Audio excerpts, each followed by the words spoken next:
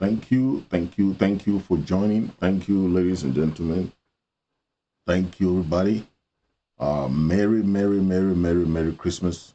Merry Christmas to all of you watching from Ground Zero, watching from the United States, those watching in Europe. Merry Christmas. All my people in South Africa. Big shout out to you guys. Thank you very much. Uh, I am coming today because we have uh, a lot of stuff at stake that we have to educate our people. And without education, our people will not know what is going on. And La Republic will be telling them all sorts of lies back home about, oh, they have discussed with the frontline leaders, they have talked with them. But we are at a very difficult times, very difficult moment in the history of our struggle. And we have to face the reality because the more our people are languishing in those dungeons, our people are suffering. So many Amazonians are having pain.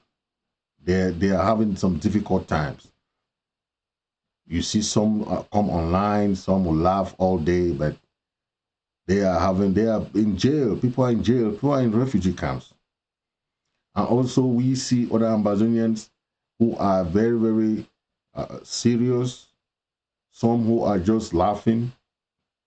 But most Ambazonians will go to bed lying on their pillows, soaked with tears. Some Ambazonians have families, but feel like they are the only person in the world. Okay, some have families back home that cannot feed themselves. The reality is that we are in crisis. Okay, people don't understand what our people are going through back home, and some people still take this struggle for a joke. Okay, we are in a crossroad in this struggle, and this is the moment that we have to take things serious because some few people will just go and sell the struggle, and our people in jail will never come out. Our people in the refugee camps will stay in the refugee camps. No, if you go and sign anything, the public will not even care about anybody anymore. They can rot in jail, they can rot in the refugee camps. Those people who are abroad, they can stay in the diaspora. Nobody cares about them no more. That is what we are talking about. And what about the life of the more than 6 million Ambazonians in Ambazonia who are displaced internally? Do you care about them? This I'm asking to all the frontline leaders who are saying that they are negotiating in Canada. They have to tell us how different is the negotiation in Canada so feasible than that of Switzerland? Because we know what was happening in Switzerland.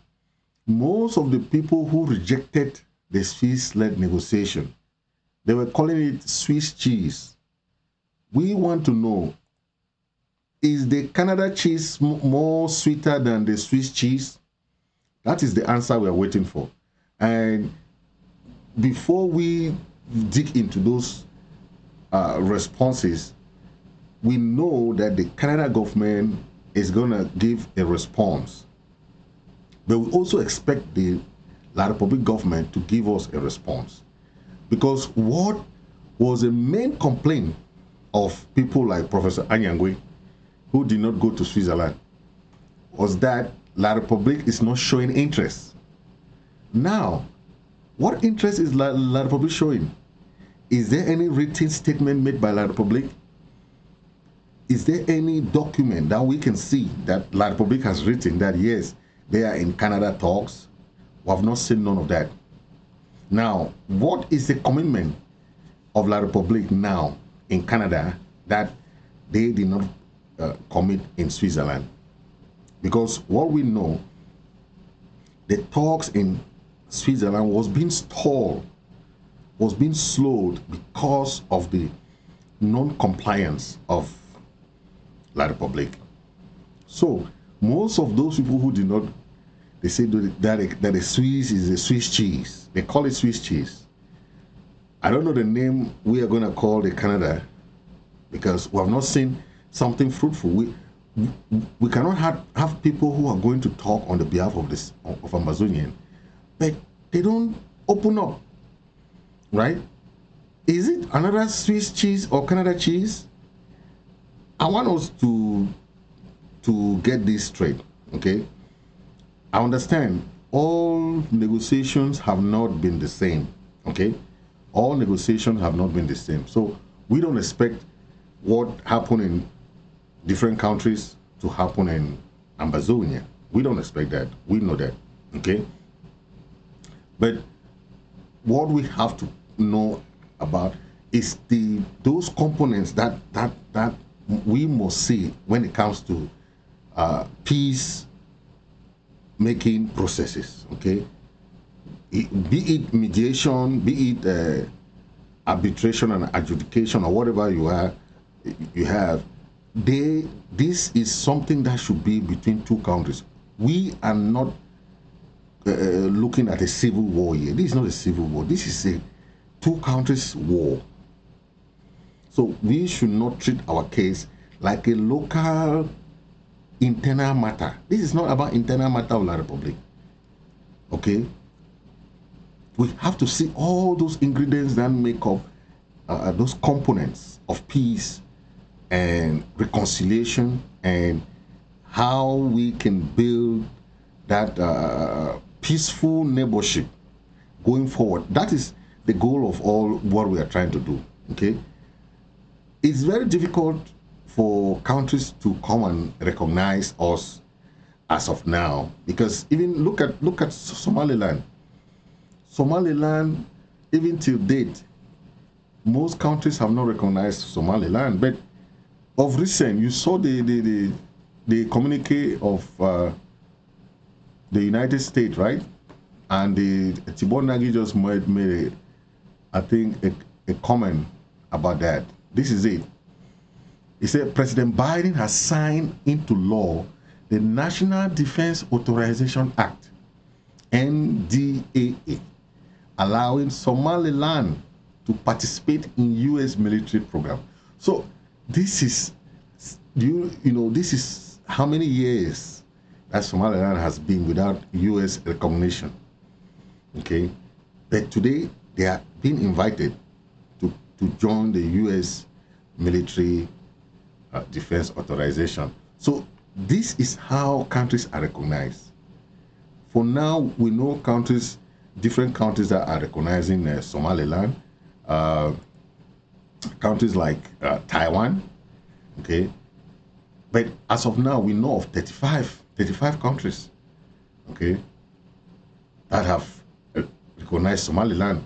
Somaliland is a country of just 3.5 million. Amazonia is 8 million. So you see the difficulty that, okay, that is how it is. So Somaliland almost have similar history, because they also came out from the British rule in 1960. Okay, and they were recognized by 35 countries, But what are we trying to talk here? We have a very legitimate case here, because our situation is not like countries that do not have independence, okay, that are struggling to be recognized. Okay, we were granted independence in 1961, right? But that independence was tied with many clauses.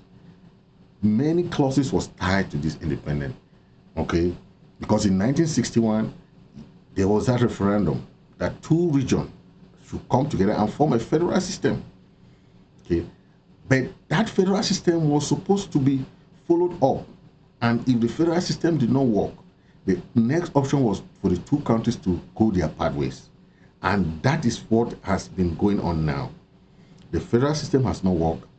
It will not work. And the constitution that the federal system brought in was a fake constitution that was done by sole-handedly Aijo. That is what they did. And what our parents had no power, okay? They had no power, okay? The arrangement was that the Francophones, the Southern Cameroonians and the French Cameroon was for that presidency to, to alternate in terms of the vice president and the president, okay? While each state will have its own prime minister and assembly with lawmaking powers.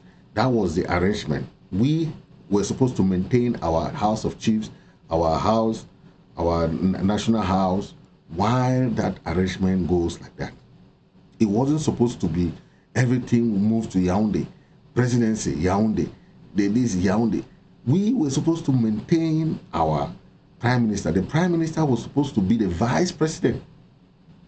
Okay, he was supposed to be the vice president. The West Cameroon, as it was called then, that was an Anglophone state. Okay, Jongu Foncha was the prime minister from 1961 to 1965. Right, he was replaced by Augustin Gomjoa, who served as prime minister from 1965 to 1968. Okay. Then Solomon Tandemuna then served from that 1968 to 1970, when the post was abolished by Aijo, right? So in that Federal Republic of Cameroon, Jongu Foncha was the first vice president that he served from that 1961 to 1970. When he was replaced by Solomon Tandemuna, who served from 1970 to 1972, when the post was abolished again. So you see, the post of the vice president was abolished. And then in 1972, Aijo changed the federal constitution to abolish the federation. Okay, this is where the trouble started.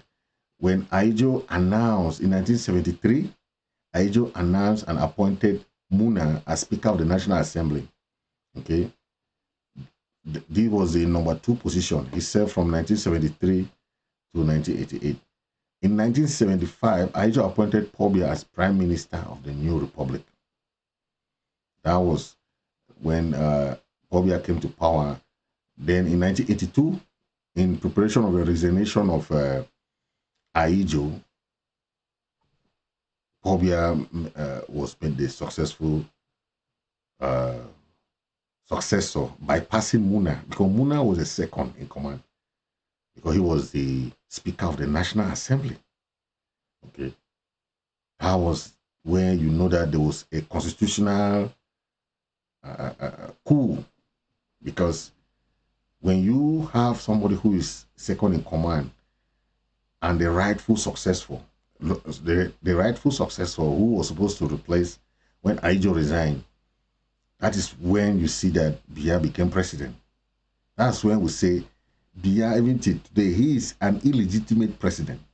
That we Amazonians, we Southern Cameroonians, are not even supposed to support him. All those people who are supporting that CPDM thing, they don't know the history, how Biya came to power.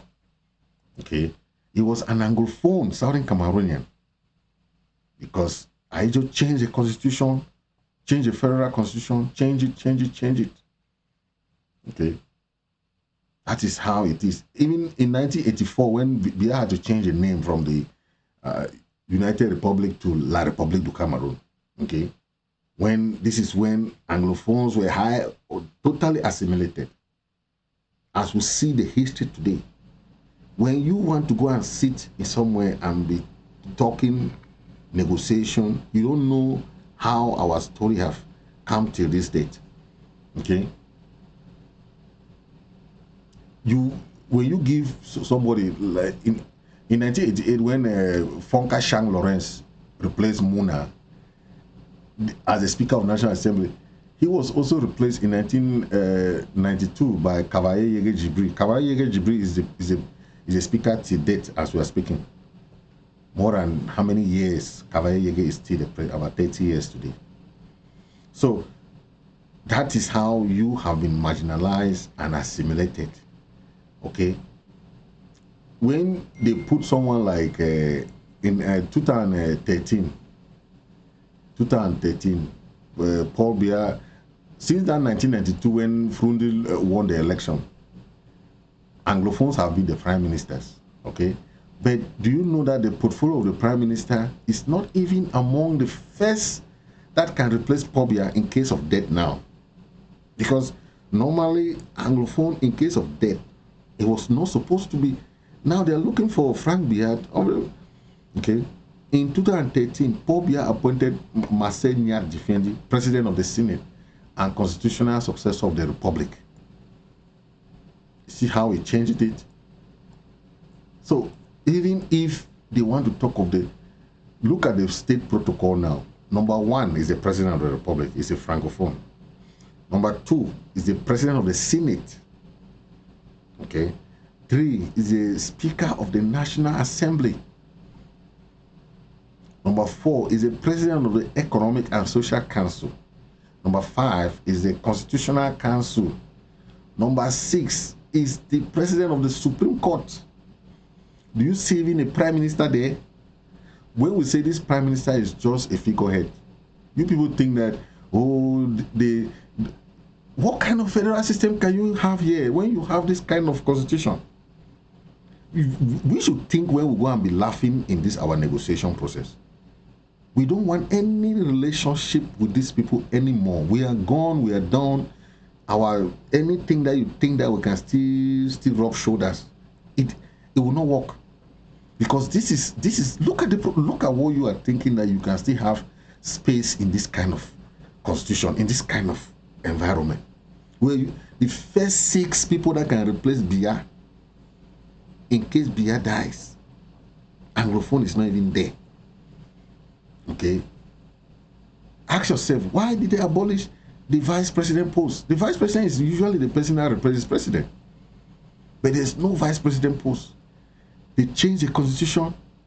Now we have the second in command. If President Paul Biya dies today, it's not even is the president of the Senate. President of the Senate. The third is the Speaker of the National Assembly, Kavaya Yege. That can become the president. If Nyat Difendi is unable to take the power, it will be the Speaker of the National Assembly. Okay. If the Speaker of the National Assembly cannot take it, it will be the Economic and Social Council. All of these people are not Southern Cameroonians. The next one is the Constitutional Council. Then you go now to the Supreme Court, number 6 position. Okay. So this is why we say that this is not about just a change of constitution. This is what we call a successful coup d'etat. Constitutional coup of people who just want to assimilate. This is assimilation something. Okay. Those coup d'etat that we talk about, the first coup d'etat was in 1972. As I just told you, 1972 when Aijo abolished the federal system. That was the number 1 coup d'etat. Number 2 coup d'etat was in 1982, the appointment of Paul Biya instead of the Anglophone that was supposed to replace Aijo. That was the second coup d'etat. The third coup d'etat was in 1984 when Paul Biya changed the name from United Republic to Republic du Cameroon. And another coup d'etat was when Biya appointed Kavaya Yege Jibri as the Speaker of the National Assembly in 1992. Okay? These are all what that tells you that we have been assimilated. Okay? Anglophones have not just been assimilated, they have been eliminated in every sphere of whatever you can think of. Okay? Because Anglophone has been moved from the second state personality. The the constitution is not even in their favor. The history is there, but how do you, this is the reason why Anglophones are fighting. Because we cannot be seventh in command, and you say you are having special status, you are having special what are you having special when you are not even first six to replace the president of a republic? Okay, I will just want to believe that, as Canada is one of those people who are trying to help in the peace process, they will educate La Republique about their own system that they have there. Because if we, like Pa Folcher said, that, and even Pa Molan Jolit also say, this power was supposed to be rotative. For the past 60 years, we have not been given the chance to even sit as the second in command. So why are we talking about people staying there when you don't even have a chance? There's no chance for you. Why should we be in kind of relationship where you are not even considered in anything? Okay, you're not even considered as a person, as a people. So why should you be begging for crumbs every time? Why should you think that you can have something when there is nothing for you? These are things that we should talk about, right? Because most of our people are always saying that, oh, things can be good, things can be good. There's nothing that can be good, right? Look at the situation.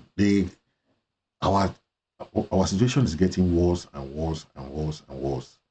Okay, our people are being assimilated. There's violence, oppression, repression, torture, massive. What have you that you want to have when you are going through all this kind of torture, all this kind of mistreatment? Okay, but I want us to understand that in this process of negotiation, our people have to understand what they want. We will not go and be guessing things there. As I saw Professor Anyangwe trying to say, oh, we need expert in this. But you are going there. Why not start building that expertise? Why not call all the leaders and build a strong, when you go to any negotiation process in the position of weakness, you don't have decision making. We have to go there as a Southern Cameroon body, as an Ambazonian delegation. All leaders contribute some expert. We go there, we are ready. Even if it's something that we cannot have a negotiation where when you go there, then they are sending like a third-class representative. Then we hear of the CDN representing. What is all that for? Are we really serious in what we are talking about negotiation? So we should be very, very steadfast in this. We don't want our people to be going round and round. We have been fighting this thing for the past 6 years now. We don't want our people to go to negotiation who don't know what is a negotiation. When you go to a negotiation and start calling, say you need expert, you need this, it means that you people are not even ready, right? And when you allow La Republique to determine the time and pace and the length of the negotiation, it means you are going there in a position of weakness. You cannot go to a negotiation in a position of weakness when you have to tell them that this is what you want. You cannot go to a negotiation process unprepared. Okay? Then when you go there, we are still waiting for the talks. We only know there's something going on in Canada. We don't even know whether it's this leader just went there and had their wine and say they we don't know. we are still not, we don't want to start calling it Canada cheese, because when our leaders, some leaders were in Canada, were in Switzerland trying to build that capacity building, try to do something, okay, they were calling it Swiss cheese. All those people who were calling it Swiss cheese are now in Canada trying to do what they think that was not happening in Switzerland. So we are just trying to say that anything that is going on in Canada, it should be an internationally led peace process. Because any backdoor negotiation that is not internationally recognized will not go anywhere. We will reject any form of talk that is not internationally recognized, because this, our crisis, is not a local crisis. You saw the national dialogue that took place. The national dialogue did not go nowhere because they realized that the leaders were not there. The Ambazonian leadership was not there. They took some CBDM elites and go and put there that those are Ambazonians. They are not Ambazonians. And you saw that it did not work. That's why fighting continued. So anything that they discuss in Canada, if it is not what we expect, and if it doesn't show sign of what was going on in Switzerland, we will not take it lightly, because we don't want to hear that we have been manipulated. We don't want to hear that there is no stamp of authority. We don't want to hear that, give us some time. That means that the thing is fair. Because any talk that take this long for a communique to come out, what other expectation do you have? Okay, they talk of ceasefire. We know that there is a process when it comes to ceasefire. Okay, there is that thing they call the permanent cessation of hostility. There's what they call the protection of civilians, humanitarian access. All those are part of the process, right? But it takes time before it even reaches the cessation of hostility. You have to first agree in many other aspects before. Cessation of hostility is just one of them. But you cannot just get to cessation of hostility when you are not sure who is the mediator even. Is Canada the mediator or just the host? We were sure of Switzerland because Switzerland government made it clear that they are the mediator. But yeah, we are not still sure of Canada. Is Canada the mediator? Is Canada just the facilitator? Is Canada just the arbitrator? That we don't know. We want answers. Those are the answers that we want. You either be a representative of the people or you stay aside. It's two things. You cannot claim to be the representative of people, then you don't want to answer questions. We want answers to those questions, to know who is going to negotiate on our behalf, the people of Amazonia. If you are competent, if you are a person that we can trust, we will tell all the foreign leaders to compose a team of experts, so that we are sure that these people are going there to negotiate on our behalf. We cannot allow people going to negotiate on our behalf when we don't even know the faces of the negotiators. We don't know who were there, who signed what, and what kind of paper did they sign. What plan do they have? Plan A or plan B? What are we going to do in? So these are questions that we want answers. Because when you say you are going to Canada, except you are going to represent yourself, but if you are going to represent the people of Southern Cameroon, we need answers to those questions. Okay? We need to know what measures and what is La Republic putting in that we are talking of cessation of hostility. Look, we remember the Colombian lady who came on air and was telling us what happened to them. The FARC people, the FARC fighters in Colombia were cajoled to sign this ceasefire agreement, and they did not understand that ceasefire doesn't mean that dropping of your arms. No, they did not understand. They went and deposited all their material. They came and rounded them up. That is what happened. So when we talk of ceasefire, we should have different meetings, signed documents that La Republic is fully committed to this ceasefire. All La Republic military, bees and everything should leave Ambazonia until the judgment is passed. We cannot allow them in our territory, then you talk of ceasefire. We will not do that nonsense. We will not be fools. We are not fools. They are still killing our people back there. They are still doing all the treasure they can to our people. We talk of ceasefire. No, we will not allow that. So we want something that, if these people are calling those people that criticize the Swiss-led negotiation, good and fine. We are open to different forms of negotiation. We don't expect other countries' negotiation to be the same like ours. But what we want, though, if you criticize something, then you prefer this one. Let's see. Open up. Let's get the discussion. Have town halls. Those people who were in the Switzerland negotiation, the ACT team, they had town halls. People asked questions. They were telling us how the Swiss government is doing. Why do you think La Republique back out from that Swiss-led negotiation?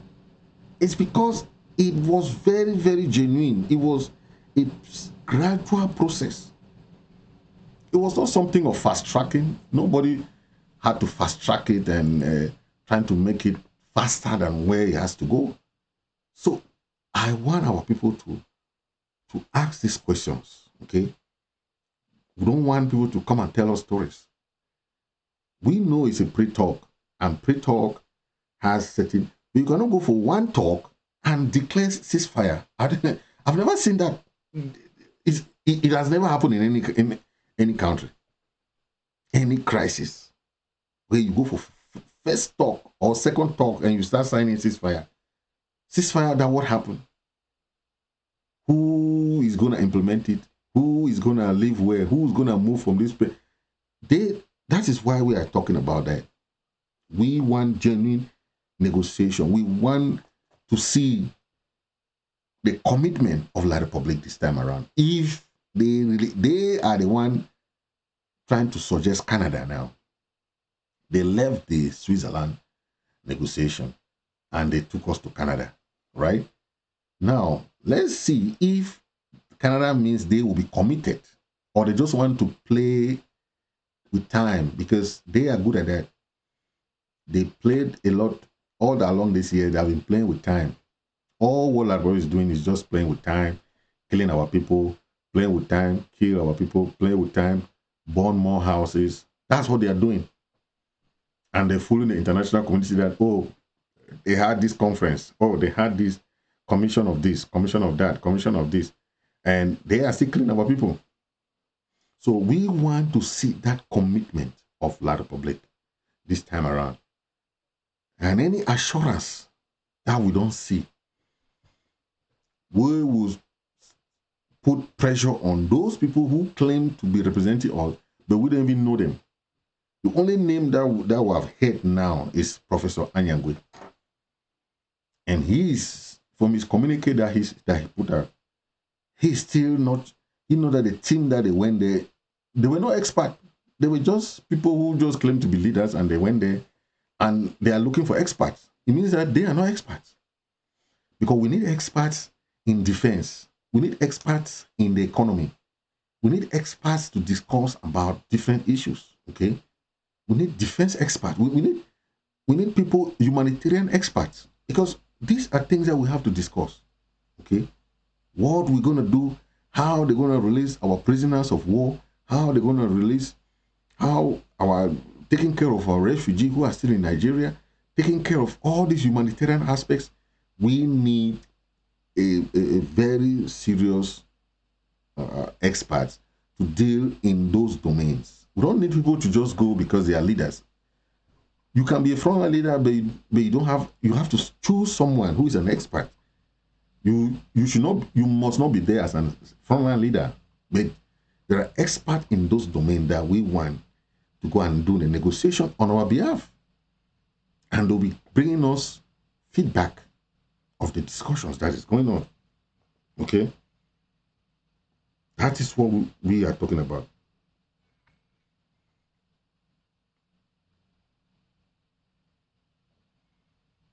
That is what we are talking about.